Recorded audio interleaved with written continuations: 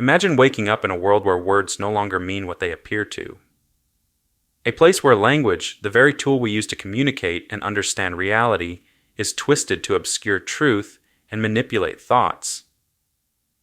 This unsettling scenario is not a dystopian fiction but a reality shaped by doublespeak, a deliberate distortion of language to deceive and control. In this video, we will examine the insidious power of doublespeak, exploring how skilled manipulators use doublespeak to alter our perception of reality, making lies seem truthful and murder respectable. The dystopian nightmare of George Orwell's work 1984 may be closer upon us than we realize. Doublespeak should not be confused with doublethink. Doublethink is a term from George Orwell's 1984 novel. Doublethink is a process of indoctrination in which subjects are expected to simultaneously accept two conflicting beliefs as true, often at odds with their own memory or sense of reality. Doublespeak, on the other hand, is language that seems benign and informative, but is actually specifically designed to confuse the listener or distort our perception of reality. Doublespeak is language that may try to make something immoral or negative appear good and acceptable, or at least not as bad as it seems. William Lutz defines doublespeak as follows. Doublespeak is language that pretends to communicate but really doesn't. It is language that makes the bad seem good, the negative appear positive, the unpleasant appear attractive or at least tolerable. Furthermore, doublespeak is language that avoids or shifts responsibility, language that is at variance with its real or purported meaning. It is language which seems to communicate with listeners but deceives them. It is language which appears to describe a reality but actually distorts it. According to William Lutz, doublespeak is language that conceals or prevents thought. Rather than extending thought, doublespeak limits it. Doublespeak is language designed to evade responsibility, make the unpleasant appear pleasant, the unattractive appear attractive. Basically, it's language that pretends to communicate but really doesn't. It is language designed to mislead while pretending not to. Lutz says doublespeak is not a matter of subjects and verbs agreeing. Rather, it is a matter of whether the words agree with the facts. Basically, doublespeak does not always overtly lie or conceal a reality. Rather, it tends to frame it in a way that makes it appear differently than it actually is. Basic to doublespeak is incongruity, the incongruity between what is said or left unsaid and what really is. It is the incongruity between the word and the referent, between seem and be, between the essential function of language, communication, and what doublespeak does: mislead, distort, deceive, inflate, circumvent, obfuscate. William Lutz narrows down doublespeak into four main types. These include euphemism, jargon, gobbledygook, and inflated language. A euphemism is when a vague, mild, or indirect word is substituted for a harsh one. Euphemisms are very common in ordinary communication. When someone dies, we may say that they passed away to spare ourselves or another from the harsh reality of death. This ordinary use of euphemism is not considered doublespeak by William Lutz.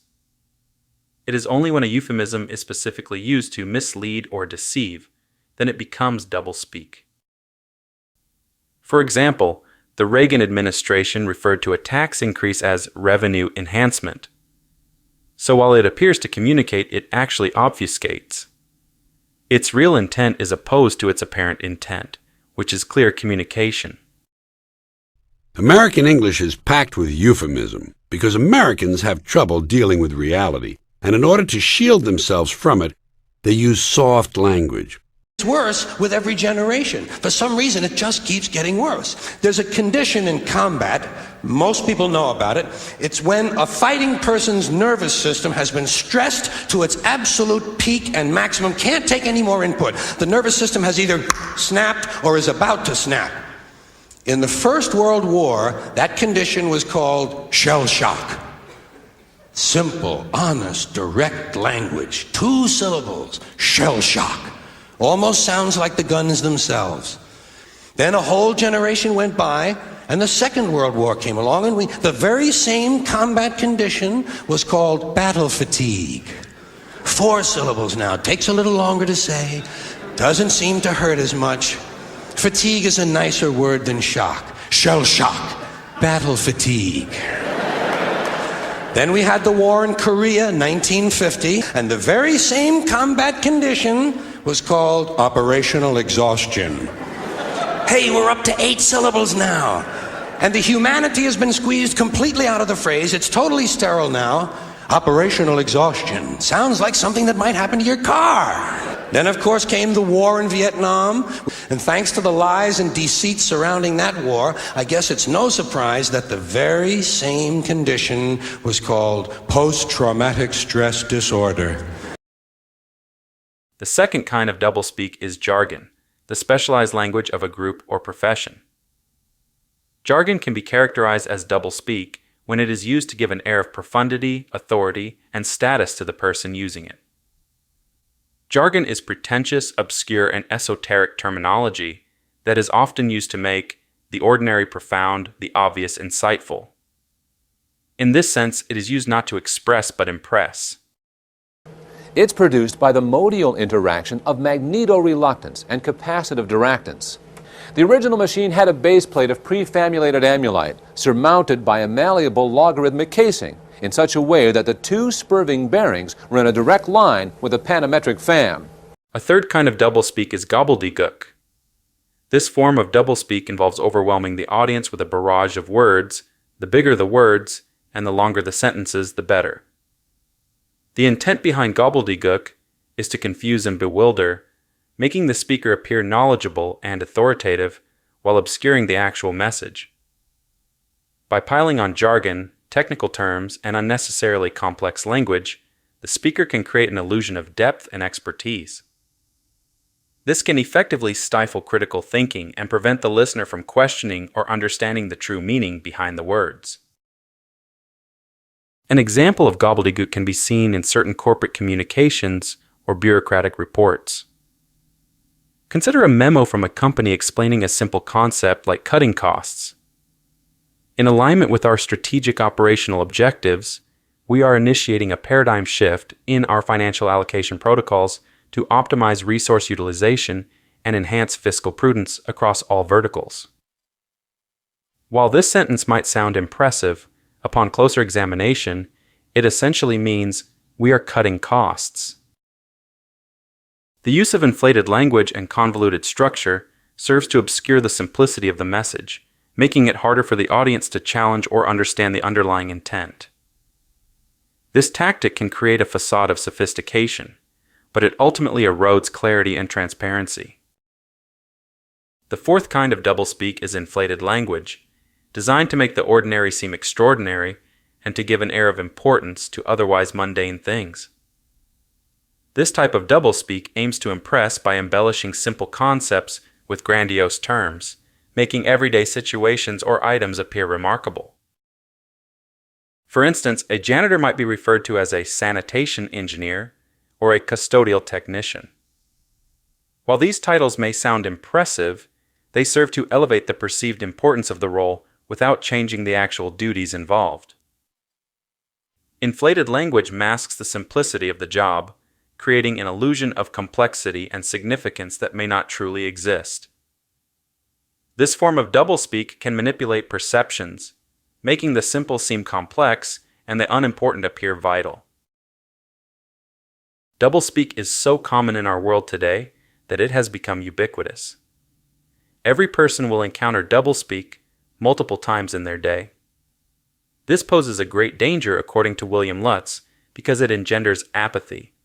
Its influence is so pervasive that many people sometimes slip into the habit of using it without realizing what they are doing, or they will excuse politicians for using it, because that's just what politicians do. Share some examples of doublespeak you have heard in the comments. I'm curious to know what you've heard.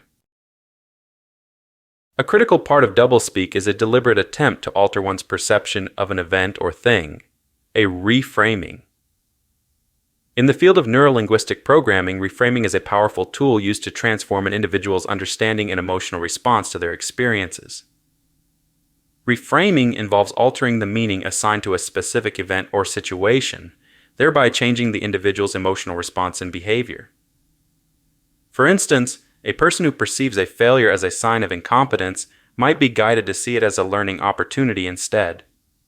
This shift in perspective can significantly enhance one's ability to cope with challenges and achieve personal growth. However, reframing can be a powerful tool for manipulation, especially in the hands of those in power. Consider a political leader who wants to justify an unpopular war.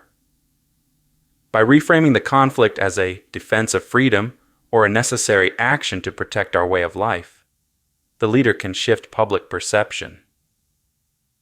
Instead of seeing the war as a destructive and aggressive act, people may come to view it as a noble and essential endeavor.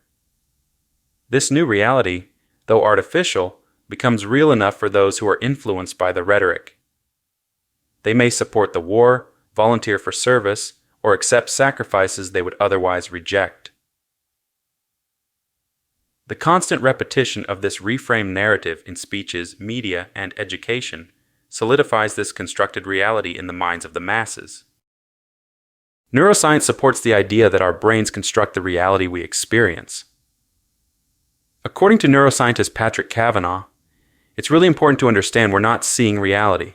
We're seeing a story that's being created for us. Our perceptions are shaped by our beliefs, expectations, and the information we receive. When this information is controlled and reframed by external forces, our constructed reality can be significantly altered. A striking example of this is found in the placebo effect in medicine.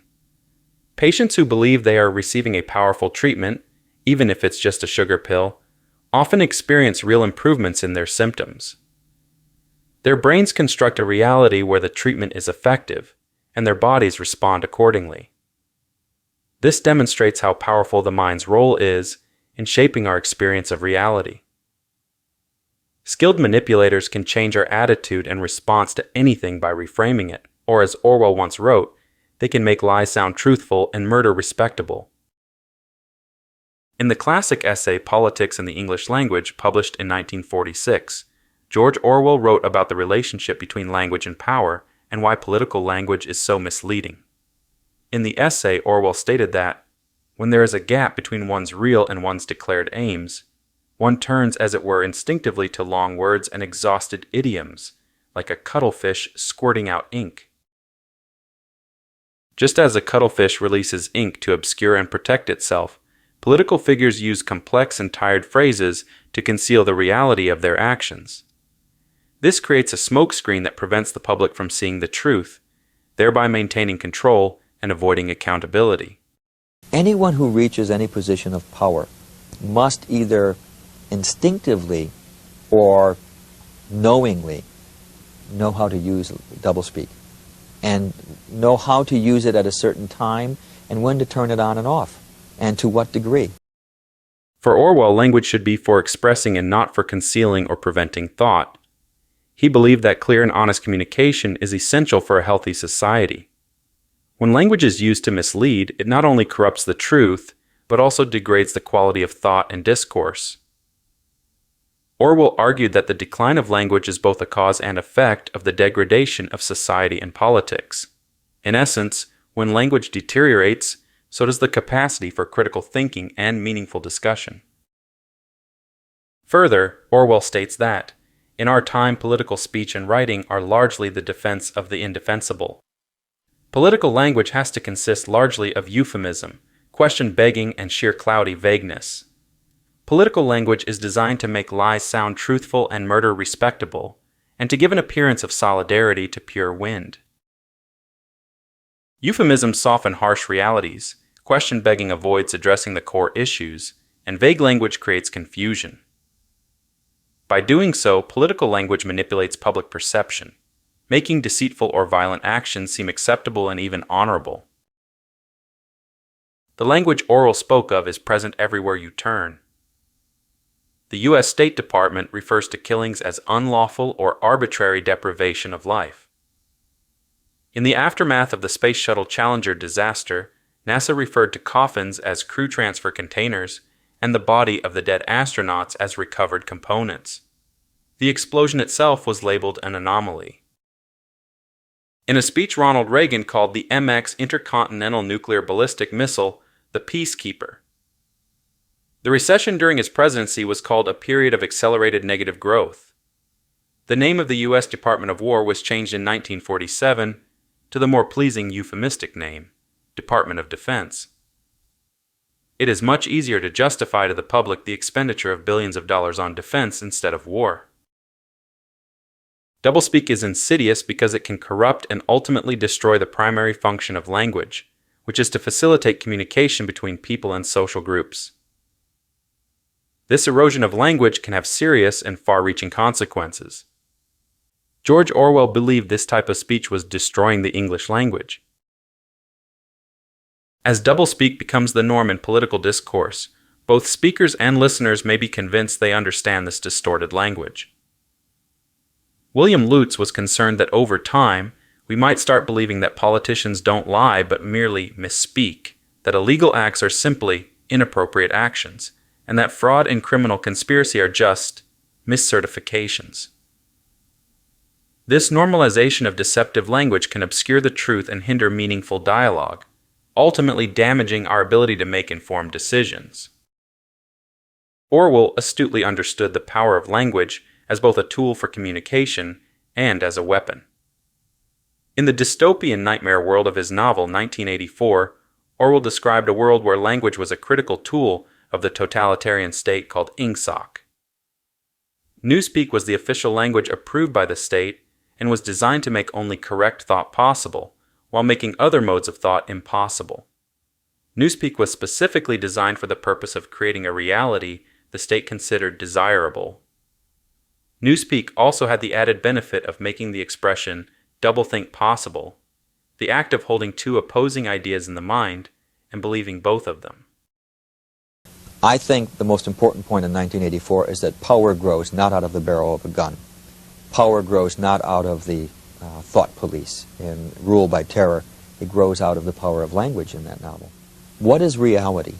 Reality is not external. Reality exists not in the mind of the individual, which soon perishes, but in the mind of the party, which is collective and immortal. What the party says is reality is real. And how else can the party do that? Except by language. Party has taken control of language and has taken it away from the individual. And that's the power, because those in power who control language control the way we see the world. As Orwell wrote, "To know and not to know, to be conscious of complete truthfulness while telling carefully constructed lies, to hold simultaneously two opinions which cancelled out, knowing them to be contradictory and believing in both of them, to use logic against logic, to repudiate morality while laying claim to it, to believe that democracy was impossible, and that the party was the guardian of democracy, to forget whatever it was necessary to forget, then to draw it back into memory again at the moment when it was needed, and then promptly to forget it again, and above all, to apply the same process to the process itself. That was the ultimate subtlety. Consciously to induce unconsciousness, and then once again to become unconscious of the act of hypnosis you had just performed. Even to understand the word doublethink involved the use of doublethink. Let's think about that last statement for a moment. Even to understand the word doublethink involved the use of doublethink. This is because doublethink does not involve thinking. William Lutz said it would be a dangerous mistake to think that doublethink is confined to Orwell's novel. In 1982, the Secretary of State Alexander Haig testified before Congress saying that a continued weapons buildup by the United States was absolutely essential to our hopes for meaningful arms reduction. And in 1988, Senator Orrin Hatch said, "Capital punishment is our society's recognition of the sanctity of human life." In conclusion, doublespeak, like the newspeak from Orwell's novel, is language designed to eliminate thought when possible and to limit it when it is not possible. Just like doublethink, doublespeak enables speaker and listener, writer and reader, to hold two opposing ideas in their minds at the same time and believe in both of them. William Lutz said doublespeak is not the product of carelessness or sloppy thinking. Indeed, most doublespeak is the product of clear thinking and is carefully designed and constructed to appear to communicate when in fact it doesn't. Lutz further states that if we really believe that we understand such language, and that such language communicates and promotes clear thought, then the world of 1984, with its control of reality through language, is upon us. Or as Orwell writes, if thought can corrupt language, then language can corrupt thought,